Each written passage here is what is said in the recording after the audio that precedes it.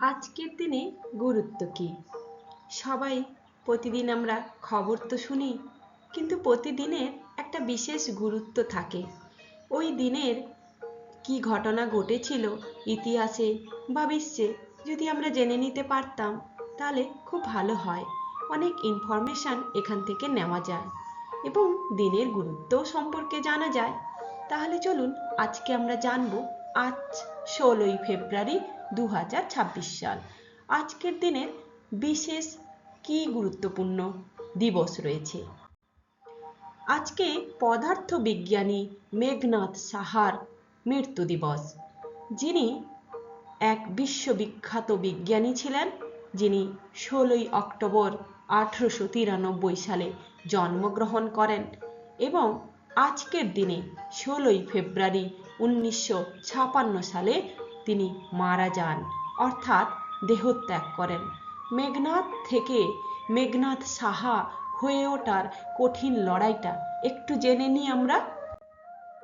মেঘনাদ সাহা প্রখ্যাত ভারতীয় জ্যোতির্পদার্থ বিজ্ঞানী ও সাহা আয়নীকরণ সমীকরণের জনক মেঘনাদ সাহা। তিনি মাত্র 62 বছর বয়সে নতুন দিল্লিতে হৃদরোগে আক্রান্ত হয়ে পরলোক গমন করেন।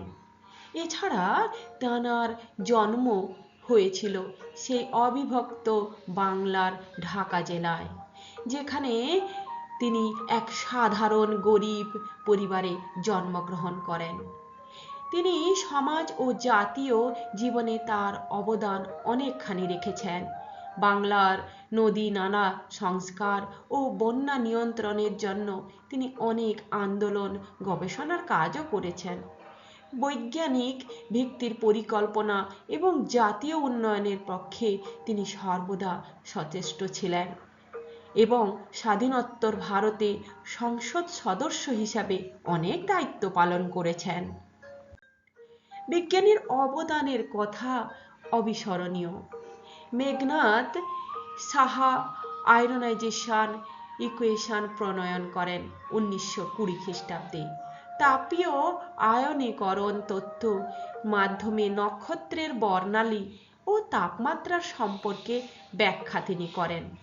নক্ষত্রের ভৌত ও রাসায়নিক ধর্ম নিয়ে তার গবেষণা আধুনিক জ্যোতির্পদার্থ বিজ্ঞানের ভিত্তি স্থাপন করেছিল। তার প্রতিষ্ঠানের কথা আপনারা কম বেশি জানেন। 1943 সালে Saha institute of nuclear physics প্রতিষ্ঠা করেন। তেমনি 1934 সালে ইন্ডিয়ান ফিজিক্যাল সোসাইটি প্রতিষ্ঠায় গুরুত্বপূর্ণ ভূমিকা পালন করেছিলেন। তেমনি 1930 সালে national academy of science India প্রতিষ্ঠায় অবদান রাখেন। কিন্তু কালের নিয়মে মৃত্যুবরণ করতেই হয়, তাই উনার 16ই ফেব্রুয়ারি 1956 সালে দেহ অবসান ঘটে। স্থান ছিল নতুন দিল্লি, কারণ ছিল হৃদরোগ। এরপর আর একজনের কথা শুনুন, যিনি দাদা সাহেব ফালকে। তিনি 30 এপ্রিল 1870 সালে জন্মগ্রহণ করেছিলেন। আজকের দিনে অর্থাৎ 16ই ফেব্রুয়ারি 1944 সালে মৃত্যুবরণ করেন। ইনার অবদানের কথা আমাদের সবার জীবনে অনস্বীকার্য।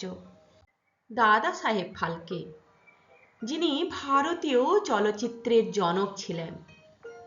ধুন্দিরাজ গোবিন্দ ফালকে, যিনি 1944 সালে 16ই ফেব্রুয়ারি পরলোক গমন করেন, তার অবদান কিন্তু আমাদের ভারতীয় মানুষের কাছে এবং বিনোদন জগতে অনেক। তিনি সিনেমার পৃথকীকৃত, যার হাত ধরে সম্পূর্ণ চলচ্চিত্রের নির্মাণ হয়। জন্ম হয়েছিল 30 এপ্রিল 1870 সালে। জন্মস্থান ছিল মহারাষ্ট্র। শিল্প, আলোকচিত্র ও মুদ্রণ প্রযুক্তিতে দক্ষতা অর্জন করেন তিনি। তাই পরবর্তীকালে তিনি চলচ্চিত্রের নির্মাণে অনেকখানি দক্ষ কারিগর ছিলেন। ভারতীয় চলচ্চিত্রের ইনার অবদান এতই, তাই ইনাকে আমরা আমাদের প্রযুক্তি ও আর্থিক প্রতিবন্ধকতার জন্য অনেক গুরুত্বপূর্ণ রূপে পালন করি। পৌরাণিক কাহিনী ভারতীয় চলচ্চিত্র জগতের সংস্কৃতিকে তুলে ধরেছেন অনেক সিনেমায়। প্রায় ৯৫টির বেশি চলচ্চিত্র এবং ২০টিরও বেশি স্বল্প দীর্ঘ ছবি নির্মাণ করেছিলেন।